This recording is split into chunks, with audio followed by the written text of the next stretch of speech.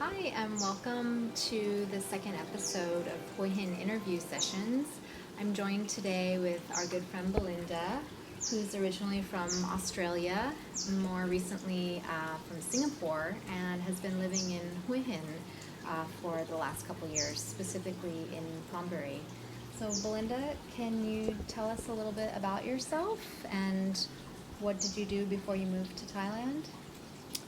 Sure. I actually went to Singapore about 18 years ago for work and have lived there full time for that period of time.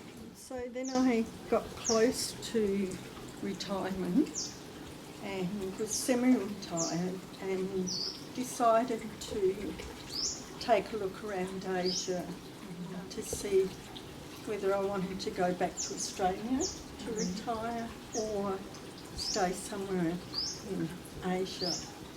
Singapore is beautiful and I still visit it, but it's a big city, and as an Australian I needed to be in a beautiful environment. And I love the tropics. So, did you know Hua Hin, or were you familiar with Hua Hin before you decided to move here? No, I've travelled a lot in Thailand, but mainly Phuket and Krabi, Bangkok, Chiang Mai, but I've never been down this part until my friend decided to build a house here. So I used to come with him to stay for a couple of weeks and watch his house being built, and we got to know the area. So I fell in love with it and decided this would be the place that I would come and retire. Well, we're very glad you did. We love having you here. So, Belinda, you moved here as a single woman. Is that something that was intimidating or made you nervous at all, the thought about living in a foreign country by yourself? I mean, obviously you were in Singapore before, but how did you meet people? What do you like to do in your free time? I think it's like moving anywhere that you like, then you don't have to do it. But I'm quite a social person, so I need to be, develop friends and have a network of friends. I would do that by, I guess, going to the local bars and restaurants, and I got to know some people through those places. But also you have also introduced me to quite a number of people, and I maintain those contacts. So we, those people that make the effort to socialise, you tend to, gradually expand your network. So, and you've just recently taken up playing golf as well.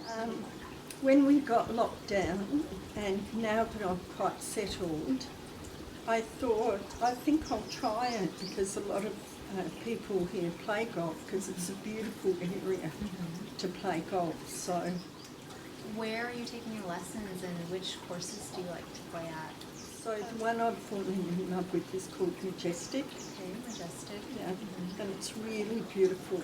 It's surrounded by lakes and a lovely clubhouse, etc. Sounds gorgeous. So can you tell me a little bit about where you live? We're in Thornbury in Kapolok, and why you chose this area. Was it because of the house that you decided ultimately to build, or what drew you to this area specifically? Yeah, I think it's close to the beach, Yeah. or close to the coast, which is a really beautiful coastline. It's also not too touristy, but it is a tourist environment, which means that there'll also be lots of golf courses. There'll be lots of restaurants, and some of them are beautiful upmarket restaurants, and others are more casual, huts sort of thing. Beautiful seafood. The environment the climate is like a microclimate here. So it's quite cool. It's not as wet and not as hot as some other places in Thailand. So, Belinda, you decided to build your home. You built a custom home with a reputable builder in a development. Would you do that again if you had to do it over again? And would you recommend other people building their own homes? It's not the first time I've been involved in building something or renovating. I have to say honestly that in Thailand it was a challenge, mainly because of the language and the different culture here as compared to Australia, for example. So I'd say it was more difficult.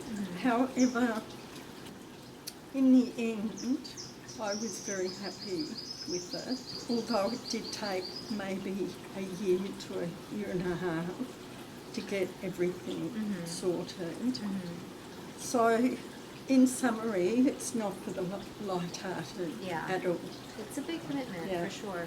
But, I mean, you were able to get what you wanted, and you have an absolutely gorgeous home that is specifically to your needs and fits your lifestyle and what you want. So overall, you're happy with it? Yes, very happy. It's really beautiful. It's really beautiful.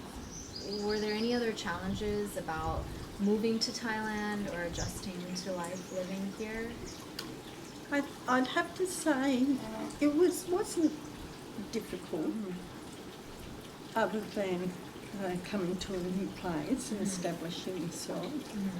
I'd say the most annoying thing for me is having to renew a visa every 12 months and do a report every 90 days. Because, you know, you get into life and then you forget to do things. I know, mine was due 2 days ago, I just realized. So it comes on you really quickly. So, Belinda, overall, Hua Hin is still a pretty small town. It's still growing every year, but there's still probably some services or businesses or opportunities that Hua Hin still doesn't have yet. What are some things or one thing that you think would really improve the city or even our town here? To tell you the truth, there's not much really. So if you had to give one piece of takeaway advice to someone considering moving here, planning to move here, what would you say to them? I would say probably come and visit before you plunge into something. And I guess that's the sort of advice if you're moving anywhere. And get to know the culture a little bit and see if that's something that, you know, you can live with. So that would be my major piece of advice, I think. Well, thank you so much for joining us today, Belinda. It's been a pleasure chatting with you.